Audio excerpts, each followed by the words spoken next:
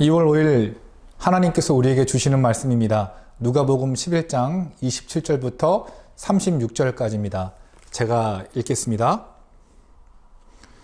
이 말씀을 하실 때에 무리 중에서 한 여자가 음성을 높여 이르되 당신을 뵌 태와 당신을 먹인 젖이 복이 있나이다 하니 예수께서 이르시되 오히려 하나님의 말씀을 듣고 지키는 자가 복이 있느니라 하시니라.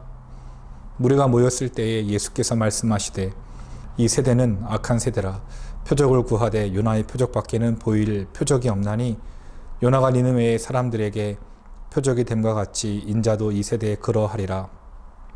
심판 때에 남방 여왕이 일어나 이 세대 사람을 정죄하리니 이는 그가 솔로몬의 지혜로운 말을 들으려고 땅 끝에서 왔음이거니와 솔로몬보다 더 큰 이가 여기 있으며 심판 때에 니느웨 사람들이 일어나 이 세대 사람을 정죄하리니 이는 그들이 요나의 전도를 듣고 회개하였음이거니와 요나보다 더 큰 이가 여기 있느니라.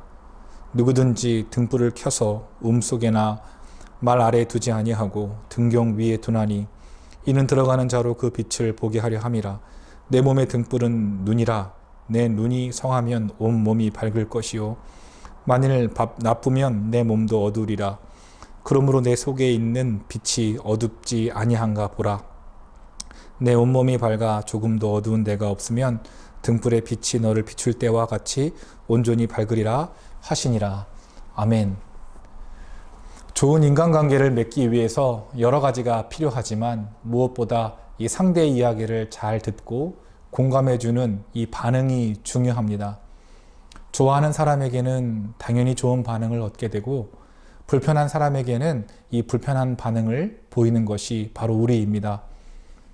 마찬가지로 우리의 믿음이 건강한지 스스로 돌아보는 그 중요한 척도가 주님의 말씀에 우리가 어떻게 반응하고 있는지를 보면 알 수 있습니다.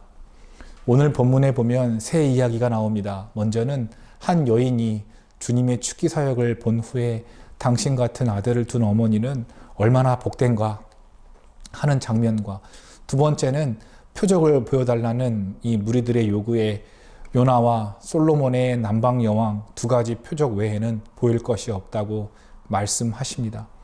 마지막으로 세 번째는 등불의 비유를 말씀하시면서 등불은 눈이며 눈이 성하면 온 몸을 비추지만 눈이 나쁘면 몸도 어두워진다고 말씀하십니다. 무리들이 이 표적을 보여달라는 예수님에 대한 이 시험은 무슨 말이겠습니까? 예수님을 시험하고 있는 가장 큰 원인은 바로 이들의 마음이 완악해졌기 때문에 그렇습니다. 사복음서에서 반복되어 고발하는 것이 바로 완악해진 마음의 심령을 경고하고 있습니다. 이것이 결국 하나님이신 예수님을 거부하게 된 원인이기 때문에 그렇습니다. 이들의 요구에 예수님은 요나의 표적과 남방 여왕이 솔로몬의 지혜로운 말을 듣고자 했던 표적 외에는 보일 것이 없다고 말씀하십니다. 그렇다면 우리 주님은 왜 이런 말씀을 하셨을까요? 주님께서는 안진뱅이며 소경, 귀신 들린 이들을 치유하셨습니다. 예수님의 기적은 하나님이 하신 일이며 어느 선지자도 능히 할 수 없었던 일입니다. 하지만 이런 기적을 보고도 유대인들은 이 생명의 주인이신 우리 주님을 거절합니다. 여러분, 이 기적과 우리에게 보여지는 환경은 믿음을 강화시킬 뿐이지 기적이나 환경이 우리의 믿음을 만들어낼 수 없습니다. 왜냐하면 이들은 믿음이 없고 또한 마음이 부패하여서 하나님의 말씀, 다시 말해 하나님의 말씀을 싫어하고 그 본체이신 우리 주님까지 거부하는 건 어떻게 보면 당연한 결과입니다. 요나도 마찬가지입니다. 요나 스스로는 다른 민족들과 차별되고 높은 우월감의 어떤 정체성을 가지고 있었습니다. 그런데 하나님께서 아수르에 쓰였던 니느웨에게 가서 이 심판의 메시지를 전하라고 말씀하십니다. 요나는 알고 있었습니다. 하나님께서 이 심판의 메시지를 전할 때에는 반드시 회복과 긍휼을 전제한다는 것을 알았습니다. 물고기 밥이 죽게 되었을 때에 자신의 처지와 니느웨의 처지가 결코 다르지 않음을 비로소 깨닫게 됩니다. 마음이 완악해지는 것은 이스라엘 선민이라고 해서 다를 것이 아닙니다. 이것을 깨달은 요나가 이 심판의 말씀을 전하자 즉시로 니느웨 백성들은 회개에 이릅니다. 요나가 심판의 메시지를 전할 때에는 어떤 열정이 있었다거나 그의 행동을 성경은 주목하지 않습니다. 도리어 니느웨 백성의 회개에 초점을 맞추고 있습니다. 무슨 말인가 하면 완악해진 이 마음과 또한 하나님께서 원하시는 것은 이 회개의 심령이라는 것을 우리가 알아야 합니다. 솔로몬의 지혜도 누구로부터 왔겠습니까? 하나님께로 왔습니다. 남방 여인이 솔로몬의 지혜를 찾고자 했던 이 행동은 신앙의, 쉽게 말해 믿음이었습니다. 하나님의 말씀을 또한 듣길 원하고 이 솔로몬의 지혜를 청한 것은 바로 이 남방 여왕이 하나님의 말씀을 갈구하자 했던 그런 노력이었습니다. 이 남방 여왕은 솔로몬의 지혜, 다시 말해 하나님의 말씀과 하나님이 주신 지혜를 듣기 위해 많은 노력과 대가를 지불하지만 솔로몬의 지혜의 장본이신 하나님이 이 땅에 오셨음에도 사람들은 이것들을 거부하고 싫어합니다. 오늘 본문을 통해 성령께서 우리에게 원하시는 것이 있습니다. 강팍하고 굳은 마음을 제거해야 합니다. 이것은 불평이나 원망, 교회나 가정 그리고 자녀, 직장, 대상을 가리지 않습니다. 우리 마음속에 굳은 마음과 강팍한 것이 있다면 하나님께서 이것들을 제거하길 원하시는 것입니다.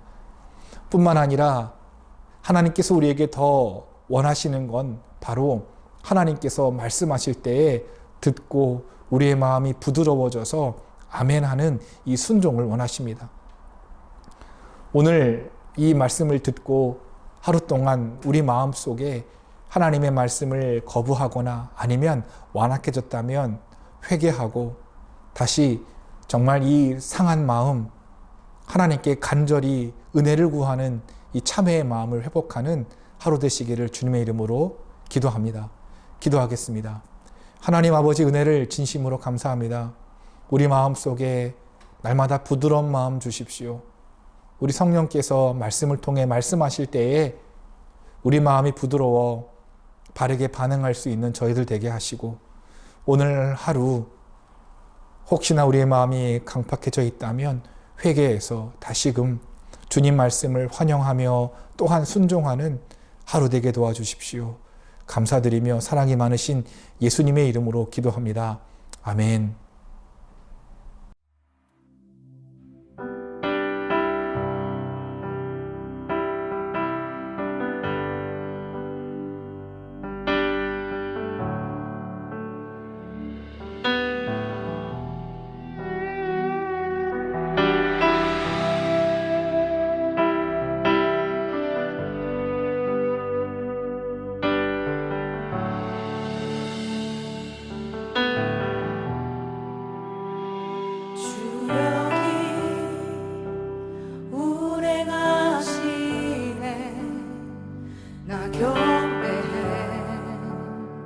주 경배해 주 여기 역사하시네 나 경배해 주 경배해 큰 길을 만드시는 주 큰 기적 행하시는 주 그는 나의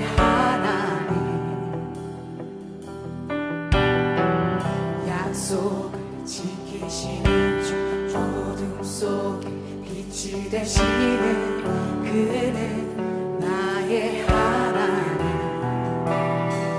우리 마음 만지시는 주 나 경배해 주 경배해 우리 마음 치료하시네 나 경배해 주 경배해 우리 삶 변화시키는 우리 삶